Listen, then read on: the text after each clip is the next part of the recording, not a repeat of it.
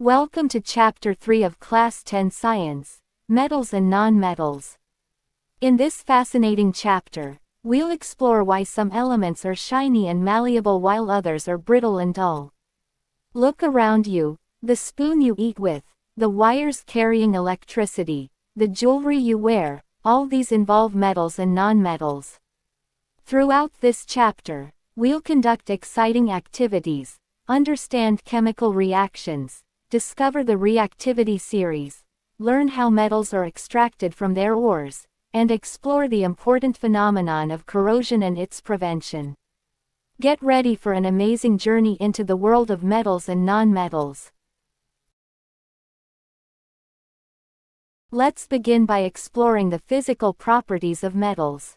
Metals, in their pure state, have a shining surface called metallic luster.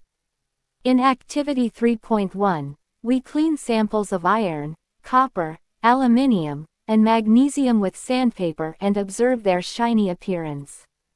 In Activity 3.2, we test metal hardness and find that most metals are hard, except sodium and potassium, which can be cut with a knife. Metals are malleable, they can be beaten into thin sheets, as shown in Activity 3.3. Gold and silver are the most malleable metals.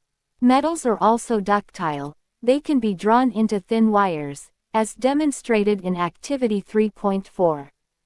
Gold is the most ductile metal, just 1 gram can be drawn into a wire 2 kilometers long. These properties make metals incredibly useful for various applications. Now let's explore the physical properties of non-metals. There are very few non-metals compared to metals.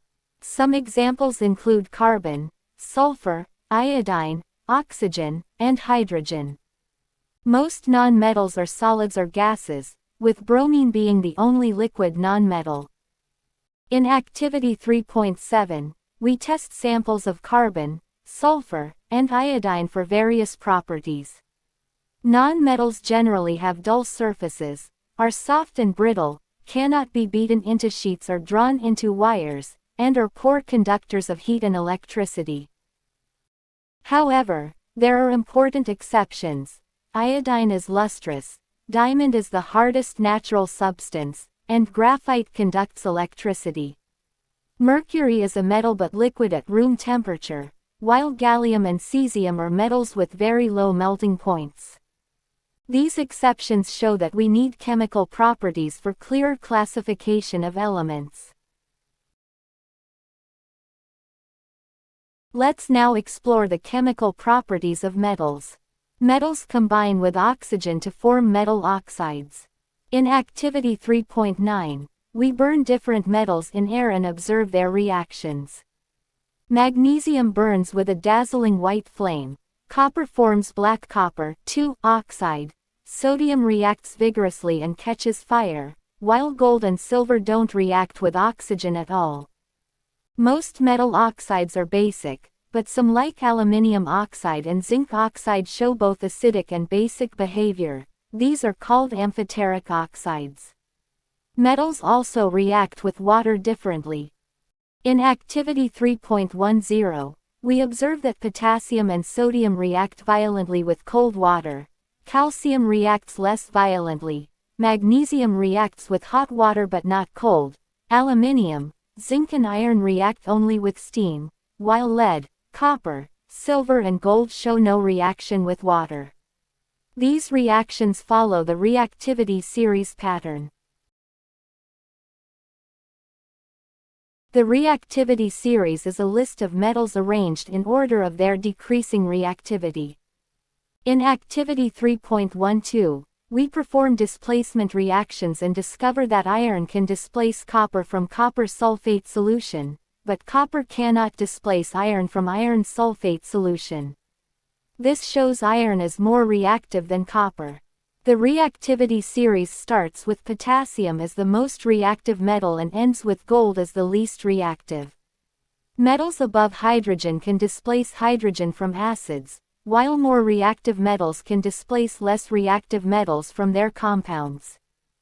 This series has many practical applications. It helps predict displacement reactions, is used in metal extraction processes like the thermite reaction, and helps in corrosion prevention through methods like galvanization where more reactive zinc protects less reactive iron. Now let's understand how metals are extracted from their ores. Minerals are naturally occurring substances containing metals, while ores are minerals from which metals can be extracted profitably. In Activity 3.13, we learn about important ores like hematite for iron, bauxite for aluminium, and copper pyrites for copper. The extraction method depends on the metal's position in the reactivity series. Low reactivity metals like gold, silver, and copper are extracted by simply heating their ores in air. Medium reactivity metals like zinc, iron, and lead are extracted by reduction with carbon. High reactivity metals like sodium, potassium, calcium, magnesium, and aluminium require electrolytic reduction since their oxides are too stable to be reduced by carbon. The thermite process uses aluminium to reduce iron oxide and is used for welding railway tracks. Corrosion is the gradual deterioration of metals by the action of air, moisture, or chemicals. In Activity 3.14, we observe that iron nails rust only in the presence of both air and moisture, with salt water accelerating the process. Rust is hydrated ferric oxide. Copper develops a green coating of basic copper carbonate, silver turns black due to silver sulfide formation, while aluminium forms a protective oxide layer that prevents further corrosion. Various methods are used to prevent corrosion, including painting, oiling, or greasing to form protective coatings, galvanization where iron is coated with zinc, electroplating to deposit metal layers using electricity, and alloying where metals are mixed to improve properties. Stainless steel, an alloy of iron with chromium and nickel, doesn't rust and is used for utensils and medical instruments. Let's review the key concepts from this chapter.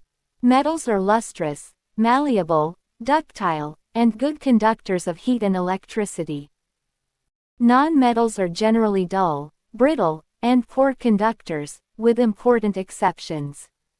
Metals show characteristic chemical reactions with oxygen, water, and acids, following the reactivity series pattern. The reactivity series arranges metals in decreasing order of reactivity and helps predict displacement reactions. Metal extraction methods depend on the metal's position in the reactivity series. Corrosion can be prevented using various methods, and alloys combine the best properties of different metals.